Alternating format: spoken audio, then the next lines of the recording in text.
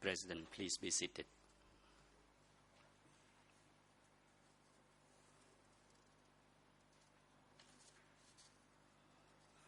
The court is now back in session.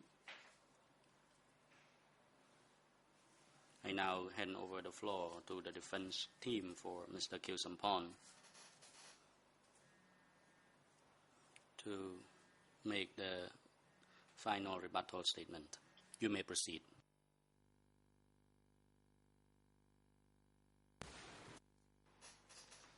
Thank you, Mr. President.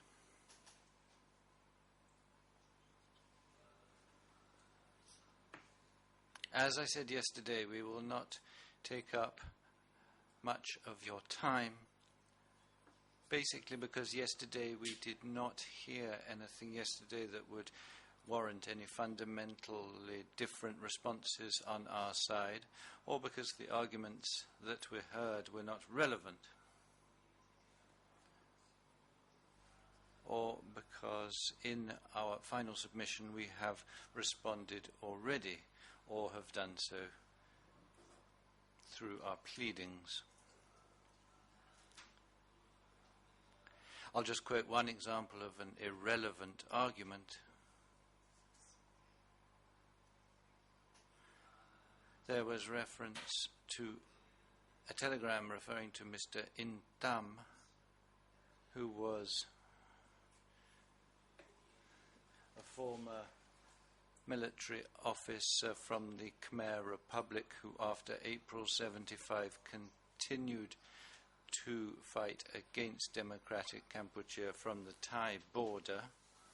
And you were told that the content of the telegram referring to what Mr. Intam was doing and the possibility of eliminating him was some kind of form of proof with reference to the former people from the Khmer Republic, but that is completely false, since the man was continuing his war effort against democratic Cambodia. I believe that this has nothing to do with the trial, and it's the kind of trial that doesn't really merit any response, because it's not our intention to waste your time with it.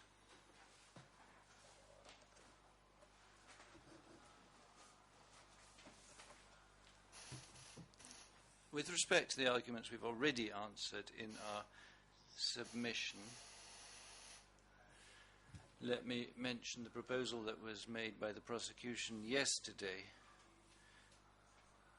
to use paragraphs 1360 to 1372 of the closing order to expand the scope of the trial on the grounds that the 5 democratic Cambodia policies are set out in those paragraphs.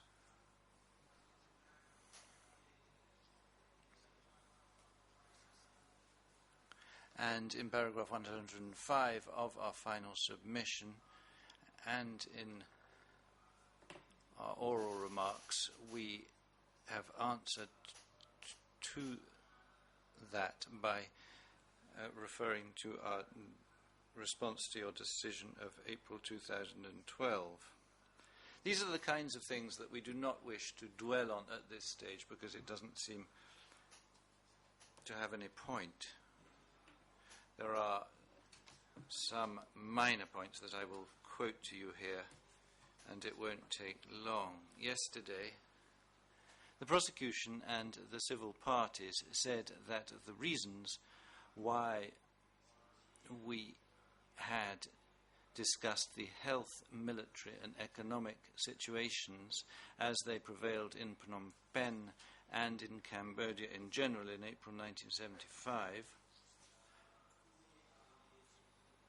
was to serve as a justification for the evacuation. Now, that isn't exactly right, and so let us say once again that if we took the time to describe that situation, it was for 2 reasons. The first was to illustrate the fact that the investigating judges had been selective in studying the historical context and had failed to pay due attention to important matters such as the humanitarian, health, military and economic situation in Cambodia before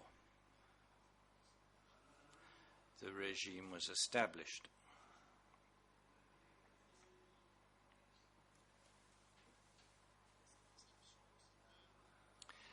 And if we described that situation, it was also because we wanted to talk about Khieu-Samphan and intent.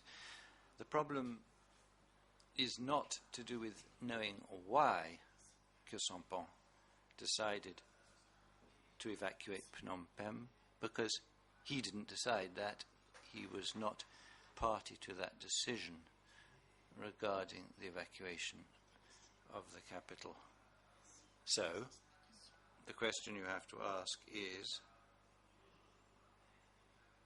if the explanations that were given subsequently appear to be plausible. And that is the case. Even if his view was asked before, Khieu-Samphan has told us, he would not have taken that decision to evacuate Phnom Penh. The explanations he was given subsequently were based on genuine practical facts, on a health and a military and an economic situation about which this chamber has examined evidence. The explanations were not idiotic, and they convinced other people as well as him. Last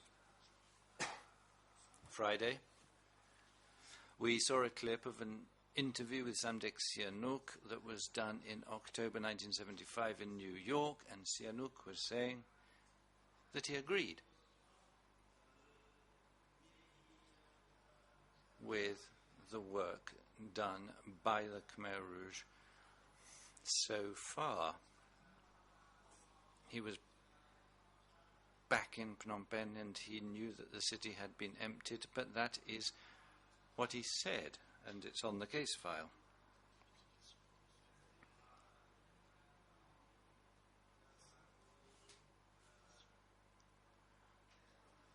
With respect to the second population movement phase, we have undeniable proof, and it's not contested on the other side of this room, that Khieu-Samphan was outside the country when the decision was taken for the second population movement.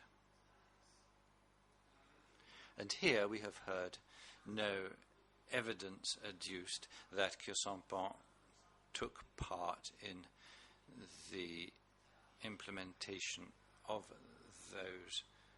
that movement from August 75 to 1976.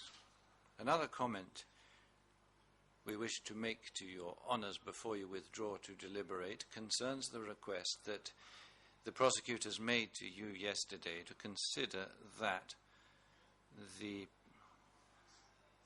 testimony gathered on elements that are external to the file should reinforce the relevant proof.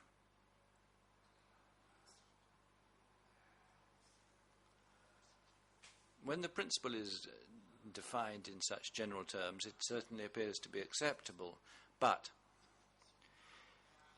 it is the practical application of it as requested by the prosecution that entails a serious judicial error. Because what the prosecution is asking you to do is to consider that Khieu-Samphan is guilty of facts that have not been tried here, that are supposed to be being tried at a later stage, and that despite that, according to the prosecution, these facts should be used by this chamber to qualify the facts and the ultimate penal responsibility of Khieu-Samphan. That is not acceptable, and it's a breach of essential legal principles.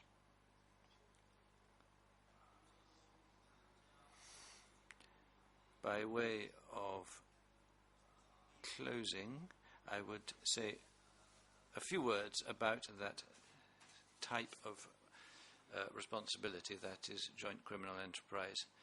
And I would say two things about it. The prosecution is asking you to apply the criteria of the systematic form of criminal enterprise, JCE. And apart from the reasons just mentioned about why this is impossible, apart from reasons connected with the scope of the trial, I would like to point out something that must be clear to all, and that is that if the case law of international criminal tribunals has conceived of a variation on the basic form of joint criminal enterprise, a variation in which the necessary threshold of proof of intent is lower, then it was because there were reasons for that. There was a specific context. It wasn't to award some kind of gift to all prosecution teams throughout the world, and more particularly the one sitting opposite me today. And the reason for that happening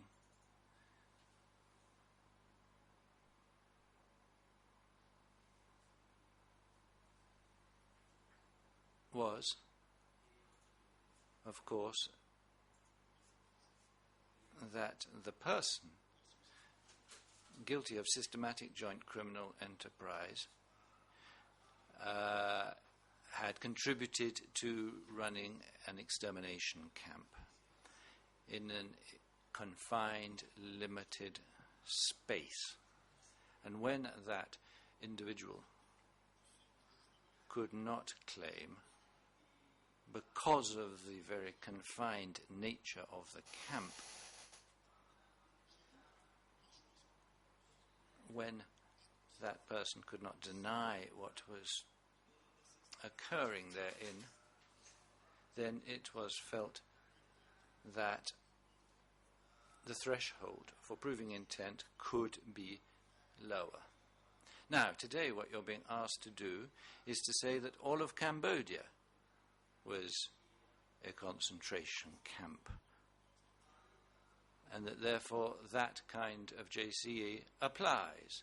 This is quite beyond the bounds of reason, and that isn't the kind of context for which that case law, creating a variation on JCE, was originally established, and it does not correspond to the spirit of the law.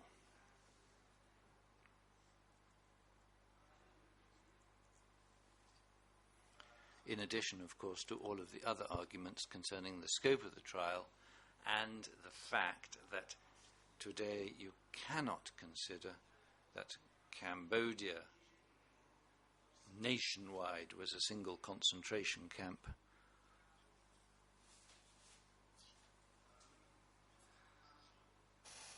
The facts that might possibly allow you to say such a thing, in any case, are going to be judged at a later stage and not now. The second point I'd like to make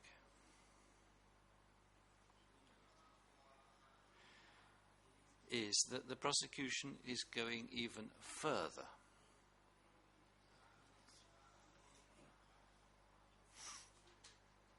In many of their arguments, they are asking you to apply the expanded form of joint criminal enterprise.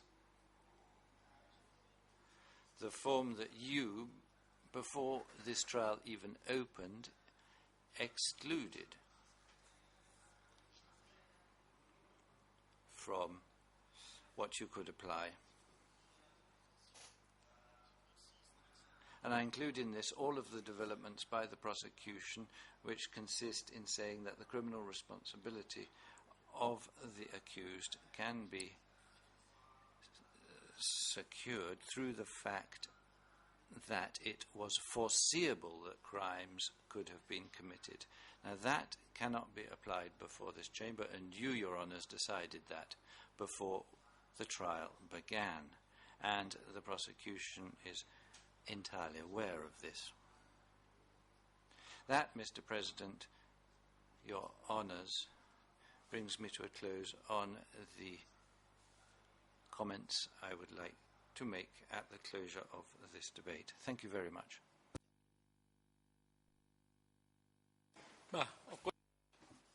President, thank you. Mr. Kyu Sampon.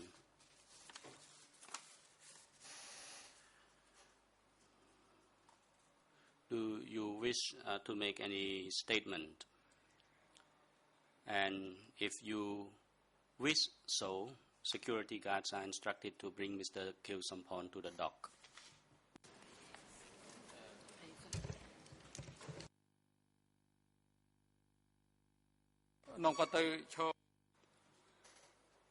The President, security guards, please bring Mr. Kyu Sampon to the dock, and he will make his final statement from there.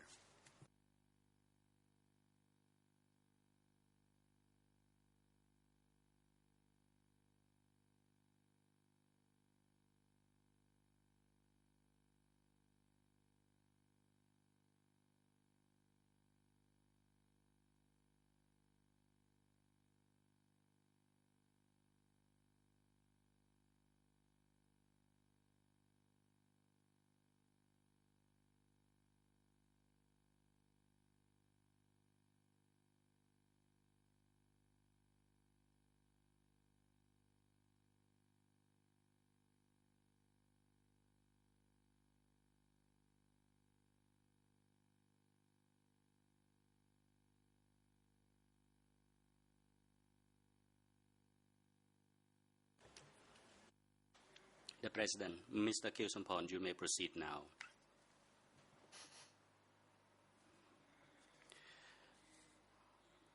You may be seated, Mr. Kyu Sampon, due to your health concern.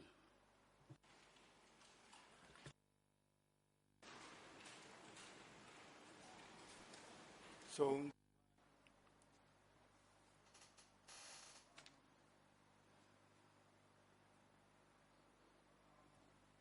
my utmost respect to venerable Buddhist monks in various monasteries and pagodas across Cambodia. My respect to my fellow national compatriots.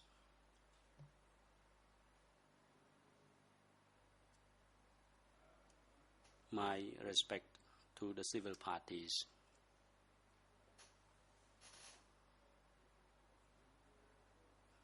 My respect to Mr. President and Your Honours.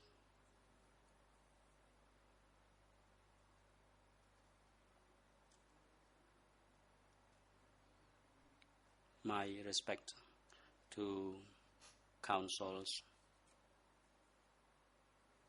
and everyone in the courtroom. My respect to the co-prosecutors.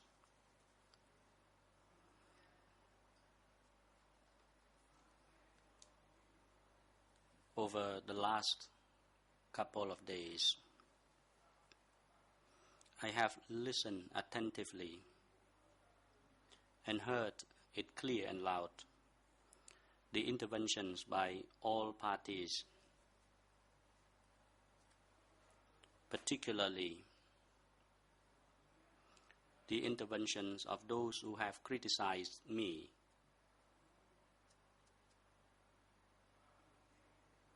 for not speaking enough in my current case.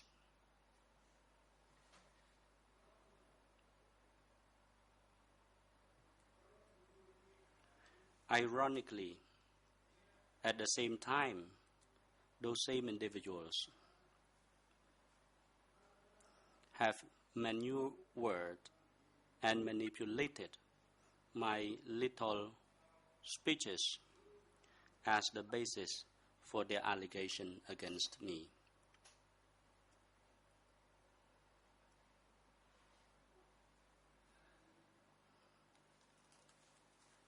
Therefore, although I try to explain in good faith, refuting the various charges brought against me, you will continue to criticize me. And if I choose to remain silent, you still accuse me.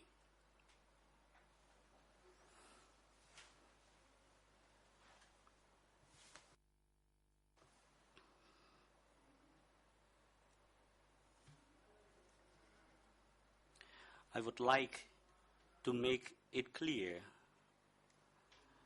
that I never wanted or decided to evacuate the people,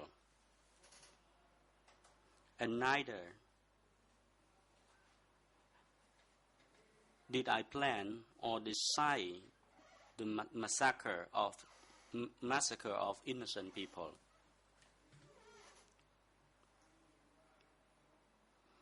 My political conviction and conscience at that time, given the reality on the ground, whatever I did was to protect the weak,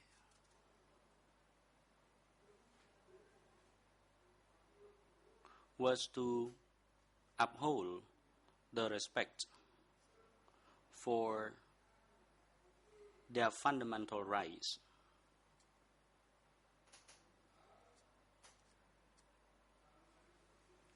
And to build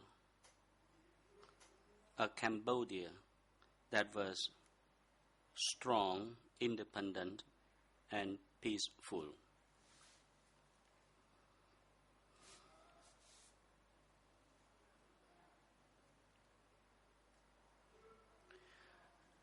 Indeed, widespread social injustice made me disheartened and became discontented with the regime.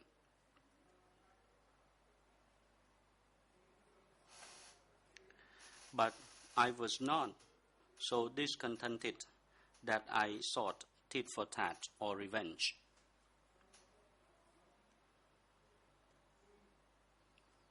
My underlying intention and wisdom was to bring about independence, peace, and prosperity to Cambodia.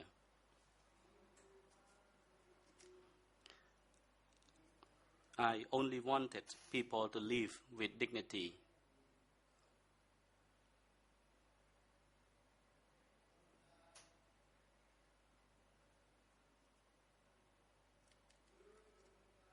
However, when I heard the charges brought against me and how these charges were constructed here, and in addition, when I witnessed that those who will sit to decide on my case have refused to take into consideration the real situation on the ground at that time,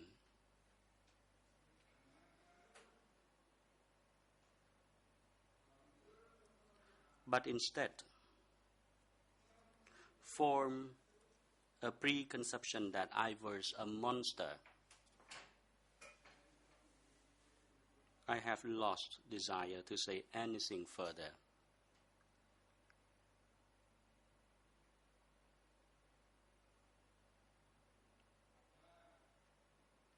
Indeed,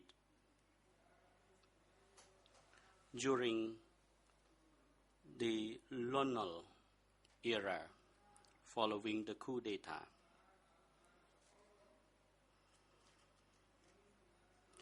I wanted the Khmer Rouge and Samdech Sihanouk alliance to win the war against Lon Nol. And I did rally them at the time.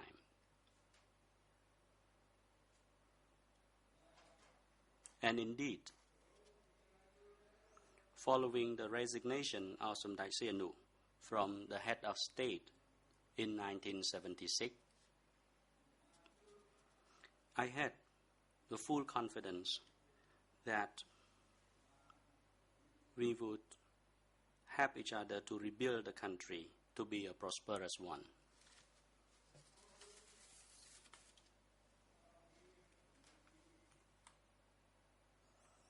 Everyone who are here today, you seem to have believed that I was guilty, because all of you believe that I should have foreseen what would happen following the 17th of April 1975, and that I should have recused or deserted the Khmer Rouge.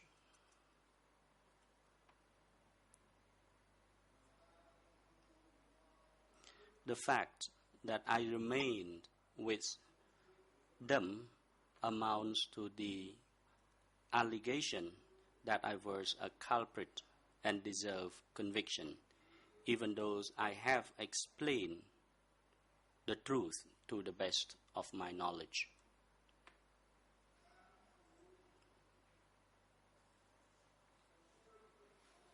To them, I should have remained indifferent and let Lon Nol regime pursue their course of action. To them, I should not have taken any action to respond to Lon Nol. And to them, following the victory over war against Lon Nol and America, I must have known that my political conviction and wisdom would not be implemented, but instead it would be reversed completely under the absolute control of the power of the Khmer Rouge, who enforced their various measures strictly.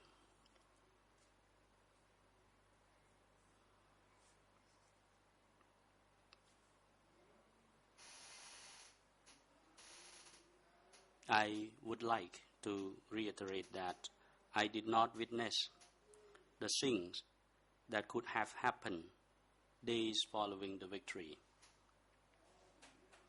and neither did I have any power to intervene or sanction or rectify anything.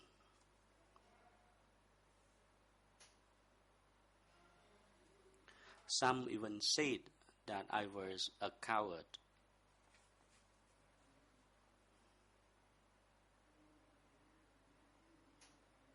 The reality was that I did not have any power,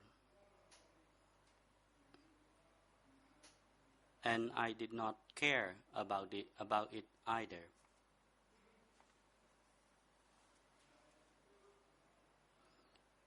This could have been probably my mistake, because subsequently I remained close with those powerful individuals, but I was powerless.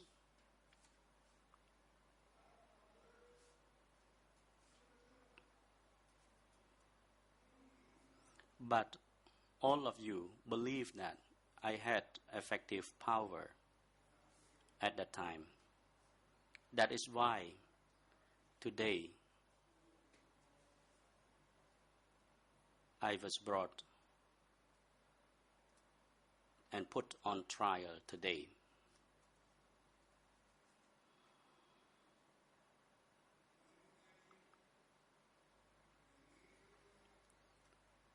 Today, it is easy to say that I should have known everything. I should have understood everything. And thus, I could have intervened or rectified the situation at the time.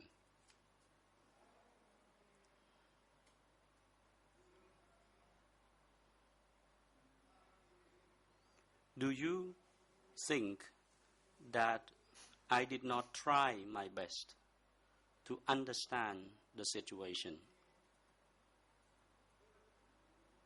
Do you really think that that was what I wanted to happen to my people?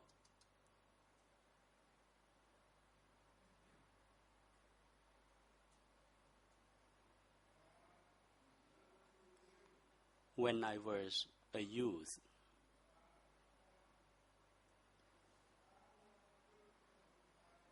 I try my best in order to change a regime full of injustices.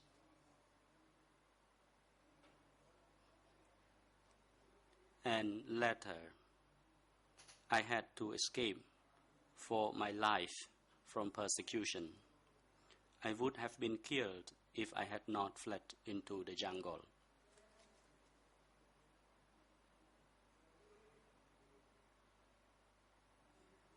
Subsequently, upon learning that there was a group of people who were better equipped to fulfill this noble task in the interest of Cambodian people and nation,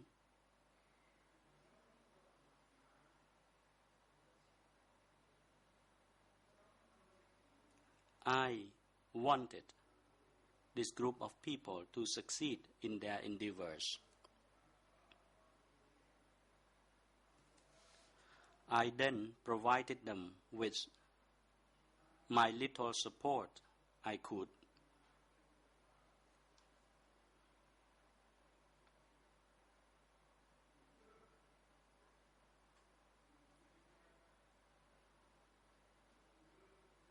At the time, I had the faith and confidence in their revolutionary plan. I was convinced that it would bring about a betterment for Cambodia, and Cambodia would last. Although our poor, unfortunate nation had suffered from destructive war,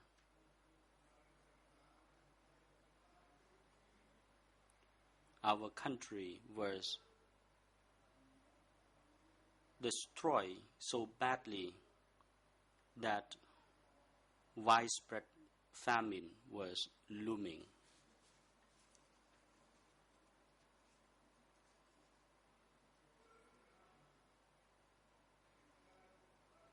Completely contrary to what have been raised before this chamber, never had I participated in the plan that later led to the suffering of the people. I was never at any one time a part of this plan. Never.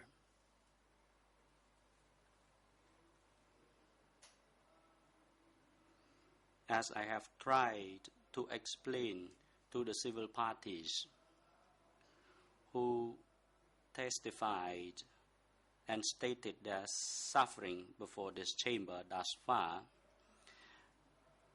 that I never thought that such a thing would happen to my people.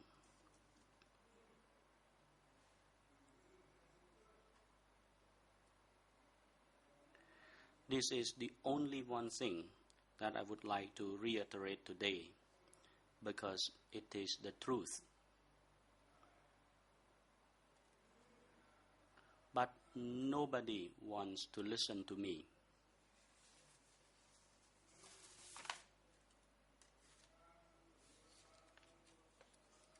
Given this indifference, regardless of my attempt to explain the truth, and given the state of conditions of the current proceedings before this chamber, I have a strong feeling that no matter how hard I try to explain, they will only turn their deaf ears at me.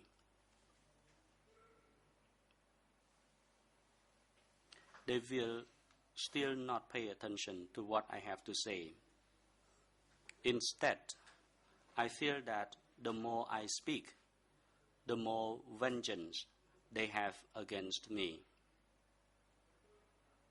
Therefore, I think that I don't have to be silly trying to explain those who never want to listen to me.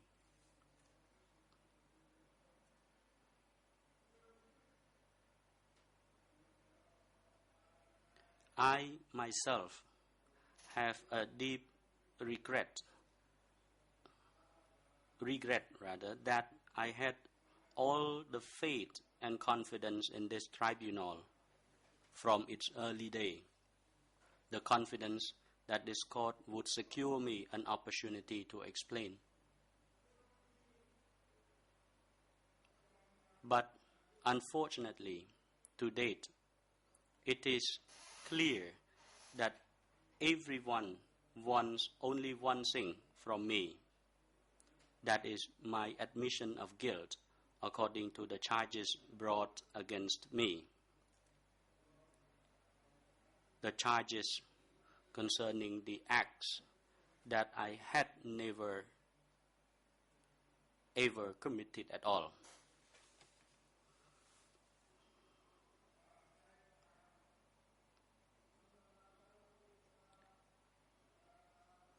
Because I did not know what happened subsequently following the victory, I had no reason to admit the guilt despite mounting pressure on me.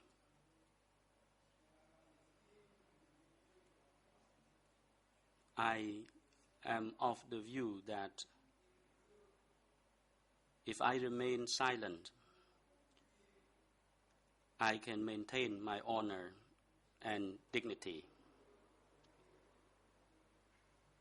and I will leave it entirely to you, wise judges, to adjudicate on my case. My defense counsels and their team, their dedicated team, have defended me vigorously and with conviction,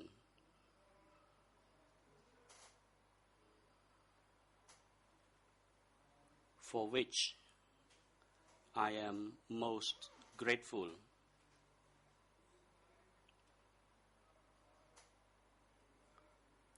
Regardless of the result.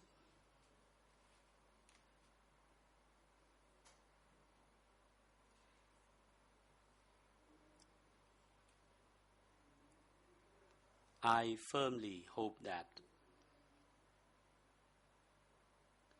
whatever it is,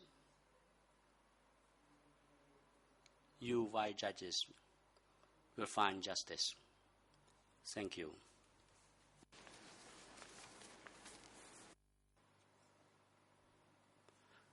The President. Thank you, Mr. Kyew-Sampon.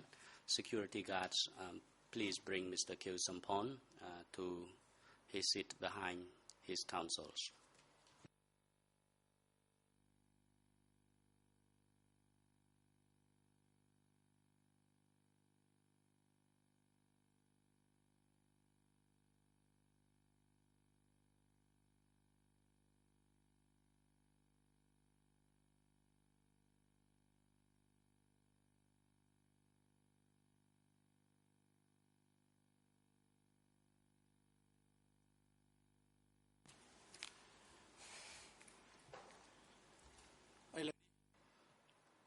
President.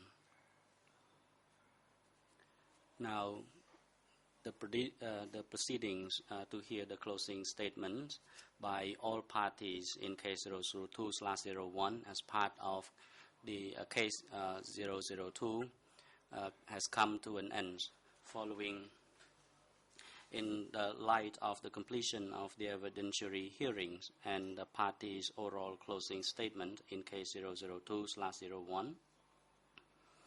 I, the President of the Trial Chamber, wish to inform the parties and public as follows. The Trial Chamber of the ECCC has now finished the substantive hearing on case 002 on the evidence in case 002/01, which forms the first phase of case 002, in which two accused, Nuon Chea and Khieu Sampon, are charged with crimes against humanity. Since the start of the evidentiary hearings on the 21st of November 2011, which concluded on the 23rd of July 2013, the trial chamber has held 212 days of hearings, along with the oral closing statements, which commenced on the 16th to the 31st of October 2013 and took another 10 days. The substantive hearing takes 222 days in total.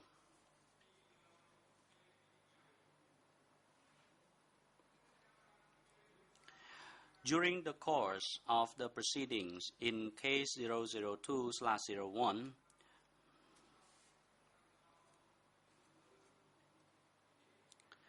the trial chamber has heard 92 individuals, among whom there are 3 expert witnesses, 57 witnesses, and 32 civil parties. 2 treating doctors and 2 medical experts also testified on the health conditions of the accused. The chamber has been seized of more than 290 written applications and render more than 250 written and oral decisions.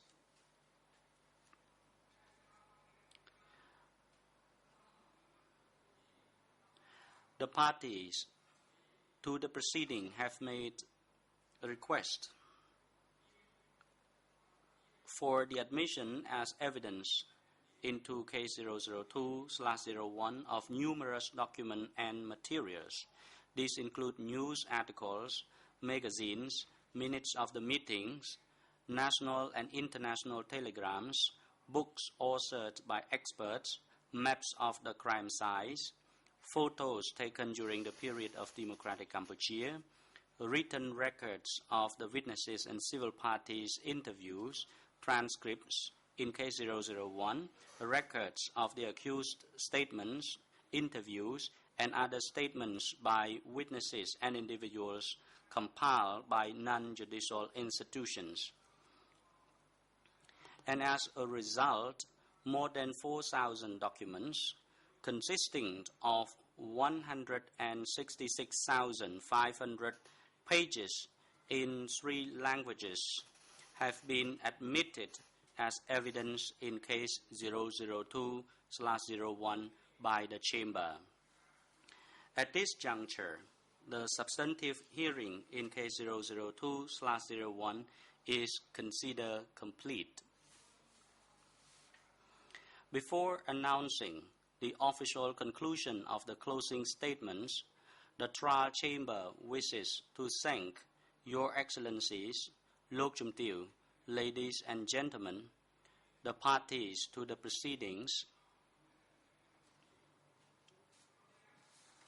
witnesses, experts, and civil parties for having given testimonies before the Chamber. Likewise, the Chamber would also like to thank the Office of Administration, the units and sections under its supervision, especially the Interpretation and Translation Unit, and in particular the booth interpreters, for their assisting with the trial proceedings. Moreover, the Chamber also wishes to thank the staff of the trial chamber, the audio-visual unit, the witness and expert support unit, the defense support section, the ECCC's detention facility, security guards, the public affairs section, the security and safety section, the general service section, and other relevant national and international sections under the Office of Administration for their help. Similarly, the Chamber would like to thank the officials, personnel from the Royal Government of Cambodia's institutions or units, which include the General Security Section, the Firefighter Brigade, the Medical Section, and other sections relevant to the work of the Chamber for their assistance. Last but not least, the Chamber wishes to thank personnel from organizations or centers, including the Transcultural Psychosocial Organization Cambodia, or TPO Cambodia, the Documentation Center of Cambodia, or DCCAM, for their participation in and physical and emotional support to the trial proceedings in case 002/01 from the beginning to this fruitful end.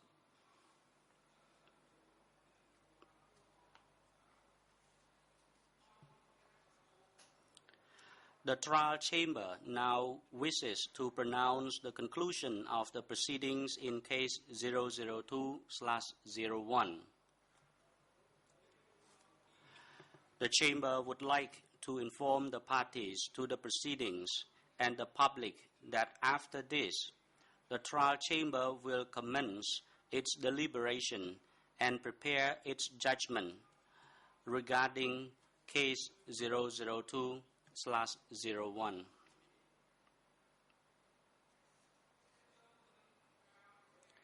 In respect of the date for the pronouncement of the judgment, the trial chamber has not been able to set a particular date as yet due to the fact that the case is voluminous and complex, and that the judgment has to be prepared into 3 working languages of the ECCC. The trial chamber will notify the parties and public of the notification of the date for the pronouncement of the judgment in due course prior to the actual date of such pronouncement. With regard to the proceedings in case 002/02, as indicated in the decision on severance of case 002 of the 26th of April 2013,